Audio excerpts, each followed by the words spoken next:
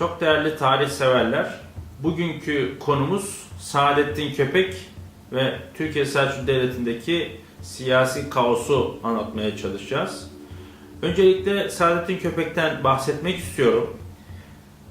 Hayatın ilk yılları ve Türkiye Selçuklu sultanlarının hizmetine nasıl girdiği hakkında pek fazla bilgi kaynaklarda bulunmamaktadır. Yaptırmış olduğu Kervansaray'ın kitabesinde adının Köpek bin Muhammed olduğu, lakabının da Saadettin olduğu anlaşılmaktadır. Biz Saadettin Köpek olarak zikretmekteyiz. Köpek Türkçe'de yaygın olmamakla birlikte isim olarak kullanılmaktadır.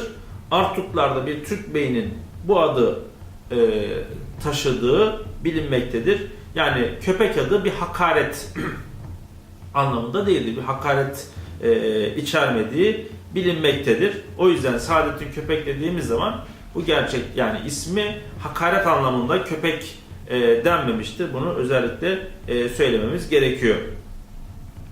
Tarihte Saadettin Köpek Alaaddin Keykubat, Ulu Keykubat döneminde 1226 yılında Alaaddin Keykubat'ın Eyyubilere karşı düzenlemiş olduğu sefer sırasında, savaş sırasında Selçuklu ordusunun sol kanat kuvvetlerinin kumandanı olarak görmekteyiz. Aynı zamanda Saadettin Köpek'in Alaaddin Keykubat döneminde Mengücük Bey'i Davut Şah'ın Alaaddin Keykubat'a tabi olduğunu bildirmek üzere Kayseri'ye geldiğinde kendisine verilecek ahitnameyi yazan kişinin de Saadettin Köpek olduğunu kaynaklar bize zikretmekte. Bunun dışında Saadettin Köpek'in Alaaddin Keykubat'ın emiri, şikar emiri olduğu, yani av emiri olduğu, nakkaş olduğu, mimar olduğu söylenmekte Saadettin Köpek'in. 1. Alaaddin Keykubat'ın 1226-1236 yılları arasında Beyşehir Gölü yakınlarında yaptırmış olduğu Kubadabat Sarayı'nın mimarının Saadettin Köpek olduğu kaydedilmektedir. Yani Alaaddin Keykubat'ın mimarıdır. Bu anlamda da kaynaklarda Alaaddin Keykubat Saadettin Köpek'i övmüştür ve böylelikle Saadettin Köpek'in de gözüne girmiştir. Şimdi Saadettin Köpek Alaaddin Keykubat döneminde çok fazla ön planda değil. Daha çok işte av emirliği olması hasebiyle veya mimarlık hasebiyle kültürel anlamda Alaaddin Keykubat döneminde biz görmekteyiz. Asıl Saadettin Köpek yapan, yani onu siyasi anlamda Anadolu Selçuk, Türkiye Selçuk Devleti'nin o siyasi fitne içerisine sokan dönem 2. Gıyasettin Keyhüsrev dönemidir. Biz bunu anlatacağız. 2. Gıyasettin Keyhüsrev dönemi. Şimdi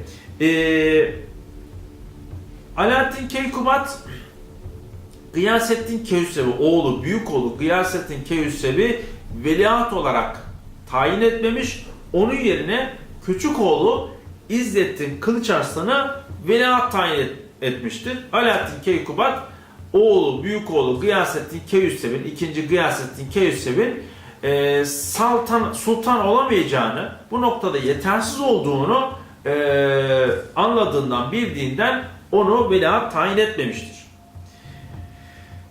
Alaaddin Keykubat av etinden zehirlenerek ölmüştür. Bu av etinden zehirlenerek öldüğü noktasında Saadettin Köpek'in parmağı olduğu rivayet yani vardır, bilgi vardır ama kesin değildir. Kesin değildir. Biz bunu, yani Alaaddin Keykubat'ı Saadettin Köpek'in öldürdüğü, zehirlediğini söyleyemeyiz. Ancak Gıyasettin Keyhüsrev tarafında olduğu için, yani onu tahta çıkartan beylerden birisi olduğu için bir parmağı olabileceği düşüncesindeyiz. Şimdi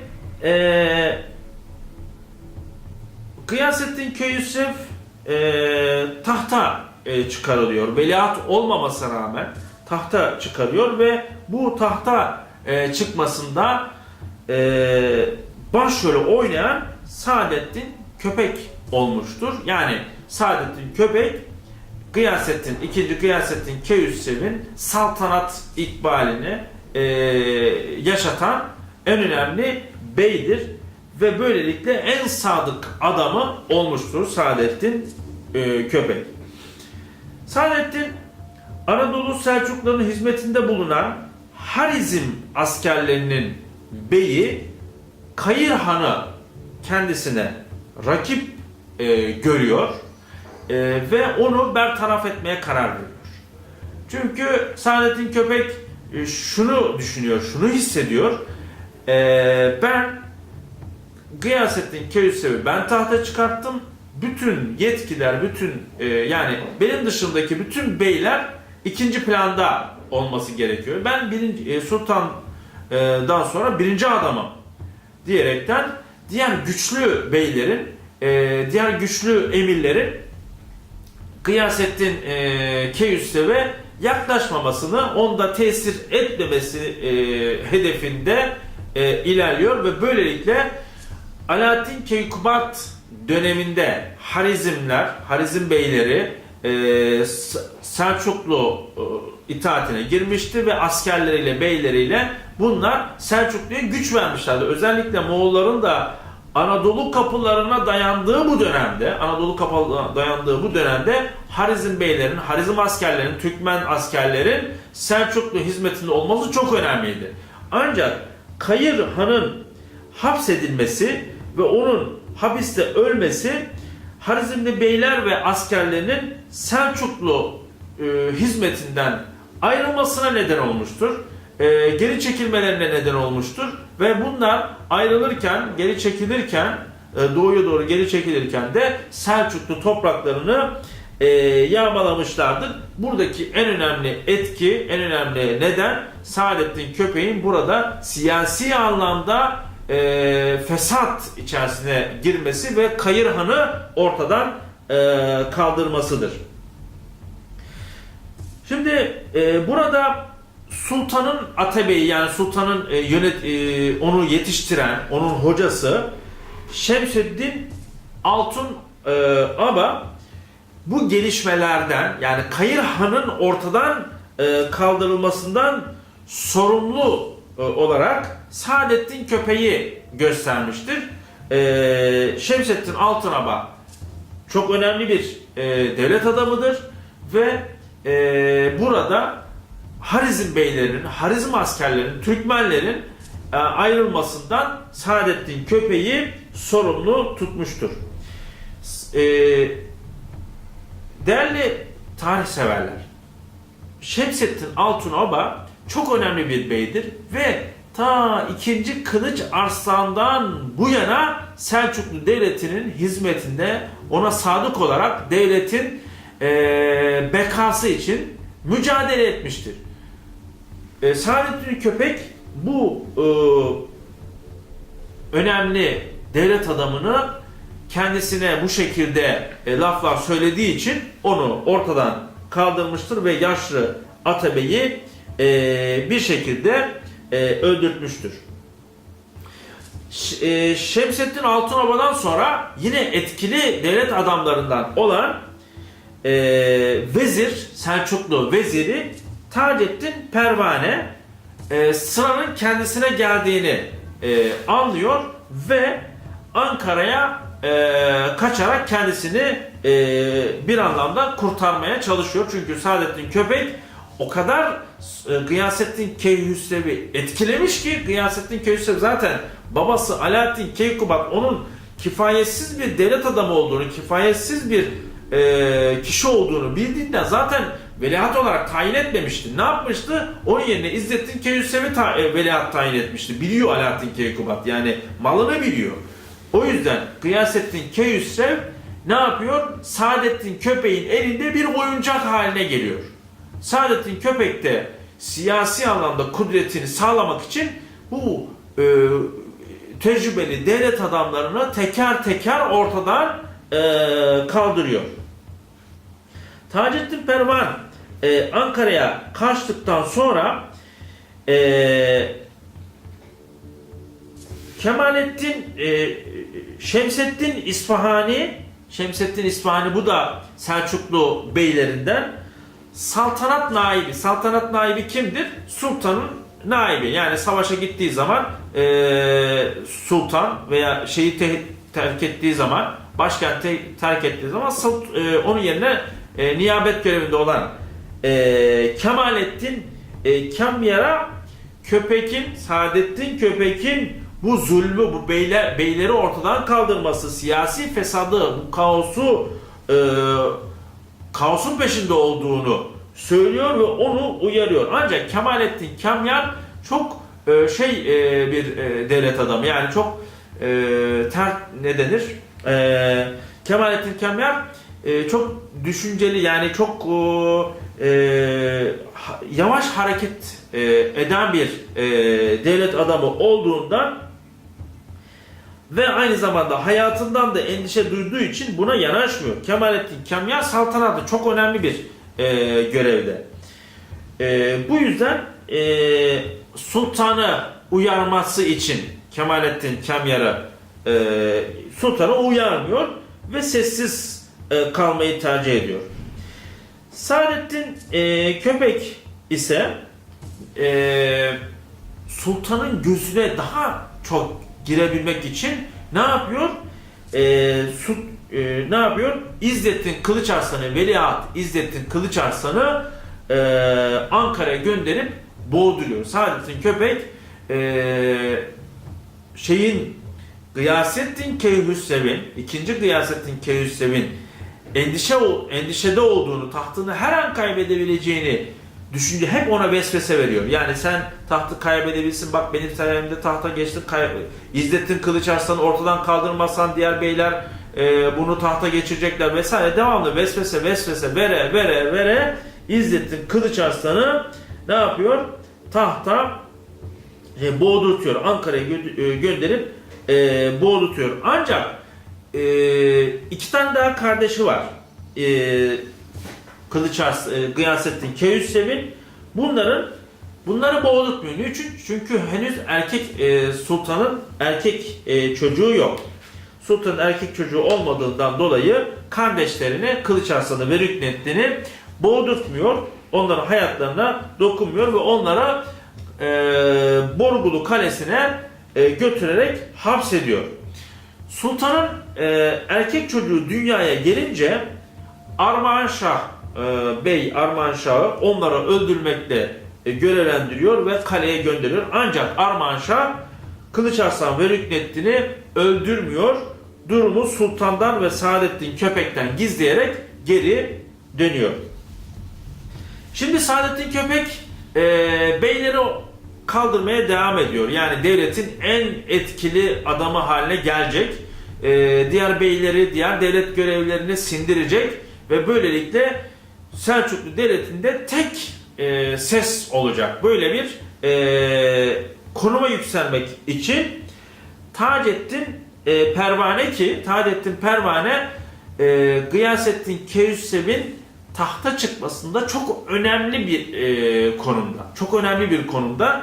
Yani sultanı Saadettin Köpek kadar Taceddin Pervane'nin de etkisi olduğunu, sultanın cülusunda etkisi olduğunu söyleyebiliriz. Taceddin Pervane'ye iftira atarak onun bir şarkıcıyla cinsel ilişkiye girdiğini, zina ettiğini söylüyor ve onu taşlatarak, rejmederek ortadan kaldırıyor.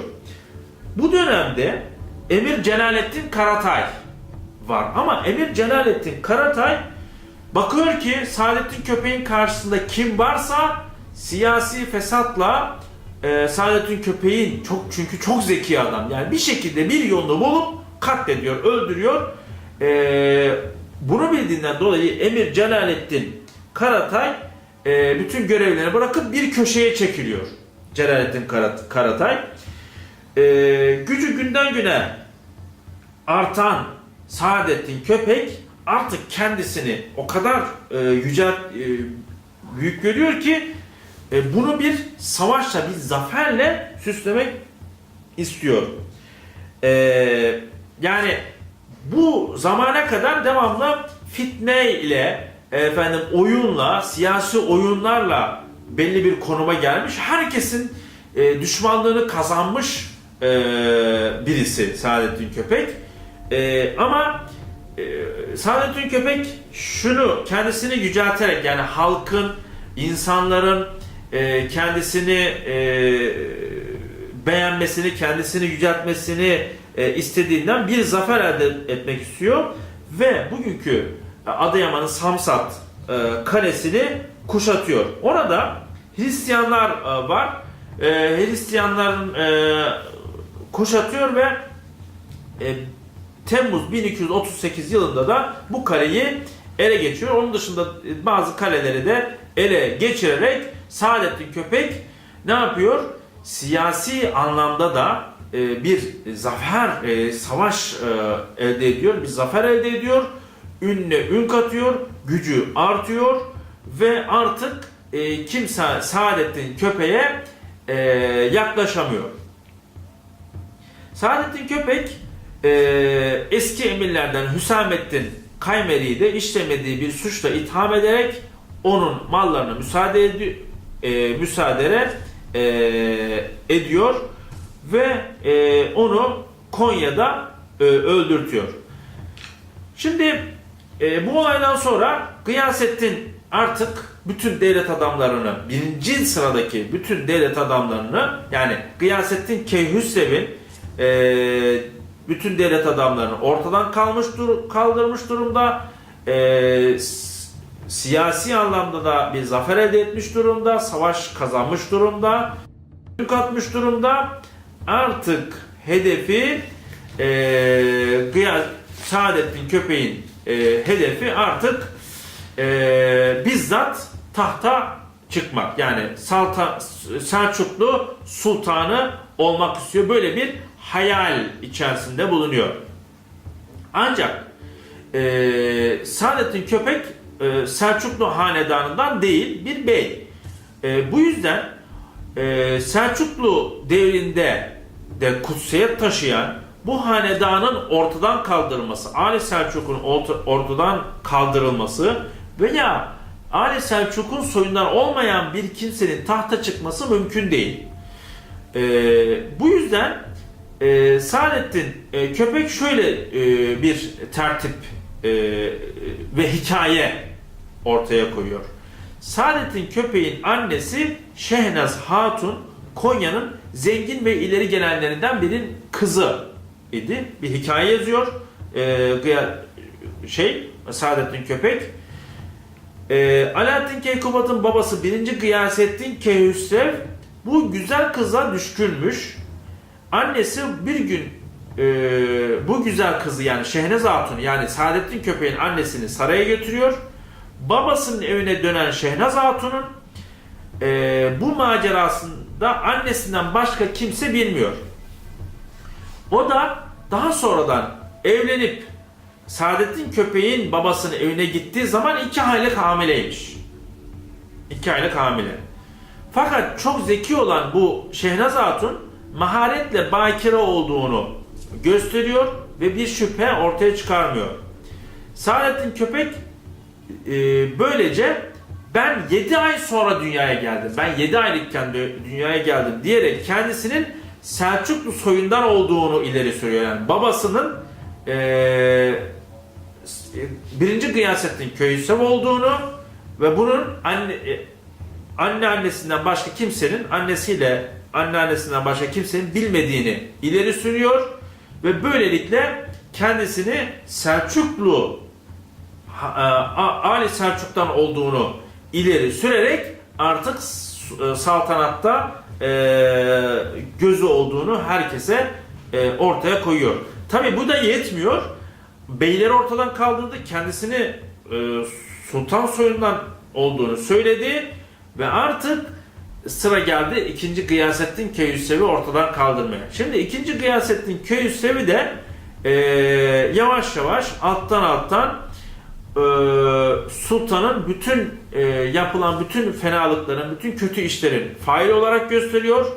Hatta ve hatta onun Selçuklu sancağını değiştireceğini, Abbasi hilafetini tanıyamayacağı gibi propagandalara girişiyor Saadettin Köpek. Yani Saadettin Köpek'in hedefinde artık Gıyasettin Keyhüsrev var.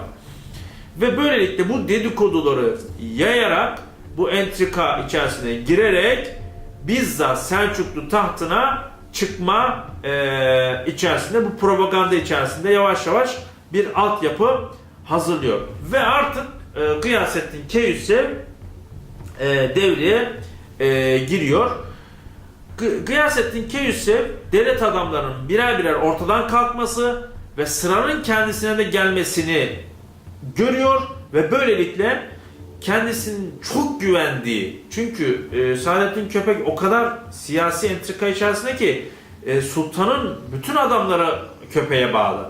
Ama Selçuklu Sultanı kendisine çok güvendiği hassa kölelerinden birisini gizlice Sivas'a gönderiyor. Sivas subaşısı Hüsamettin Karaca'ya gönderiyor ve bu olayı anlatıyor. Hüsamettin Karaca'yı başkente çağırıyor. Karaca da sultanın bulunduğu Kubadabat Sarayı'na giderken şehre geceleyin geleceğini haber veriyor ve bizzat Saadettin Köpek'in misafiri oluyor. Niçin Saadettin Köpek'in misafiri oluyor Karaca? Çünkü Saadettin Köpek'in güvenini kazanacak. Şimdi Saadettin de Hüsamettin Karaca'ya diyor ki, sen diyor bana mı geldin, sultana mı geldin diyor. Karaca diyor ki, Beylerbeyi'nin yakını olarak sizin izniniz olmadan ben sultanın huzuruna nasıl çıkarım diyerek ona güven veriyor ve daha sonradan Saadettin de Köpek'te sabahleyin sultanın huzuruna çıkarak Hüsamettin Karaca'nın burada olduğunu, el öpmek istediğini bildiriyor. Ama Saadettin Köpek bundan, yani bu şeyin hiç haberi yok. Birkaç gün süren bir misafirlikten sonra iyice Saadettin Köpek Hüsamettin Karaca'dan bütün şüpheleri ortadan kaldırdıktan sonra bir ziyafet tertip ediliyor. Köpek saraydan ayrılırken onun ayağa kalkıp hürmet gösterir durumunda bulunanlar ona saldırıyorlar. Ancak Saadettin Köpek kendisine saldırınca hemen kaçıyor. O arada Sultan'ın, Selçuklu Sultan'ın bayraktarı Togan isminde bir bayraktar var. Kılıcıyla Saadettin'i parçalıyor. Yine ölmüyor Saadettin Köpek. Orada da ölmüyor. Kendisini şaraphaneye atıyor. Şaraphaneye kaçıyor. Orada da bütün oradaki görevliler Saadettin Köpek'i parçalıyorlar neredeyse. Ve parçalanmış, Saadettin Köpek'in parçalanmış cesedi ibret olsun diye yüksek bir yerde kafes içerisinde asılıp halkın kini teskin ediliyor. Ve böylelikle Saadettin Köpek ortadan kalkmış oluyor. Şimdi Saadettin Köpek, biz bu siyasi anlamdaki onun entrikalarını anlattık ama İbn-i Bibi onun halka karşı çok iyi muamele ettiğini, mazluma yardım ettiğini söyler, zalimi cezalandırdığını, adaletli davrandığını söylemekte. Toplu yerlerde insanlara çok sert davrandığını, ancak hususi dostları ve ailesiyle böyle tenha olduğu zaman da çok yumuşak ve hoş sohbetleri olduğunu anlatır İbn-i Bibi. Çok cömert olduğunu ve köylülerin onun idaresinden memnun olduklarını da söylerler. Evet, böylelikle Saadettin Köpek'in biz anlattık siyasi anlamda ne kadar entrikacı olduğunu ve gerçekten de Selçuklu Devleti'nin güçsüz, yani şu Harizm beyleri ve Türkmen askerleri gitmesine sebep olmasından dolayı Selçuklu Devleti'nin güçsüz duruma düştüğünü ve bu yüzden de hem tarihte hem de kaynaklarda pek sevilmediğini anlatmaya çalıştık. Beni dinlediğiniz için çok teşekkür ediyorum. Bir sonraki konumuzda görüşmek üzere.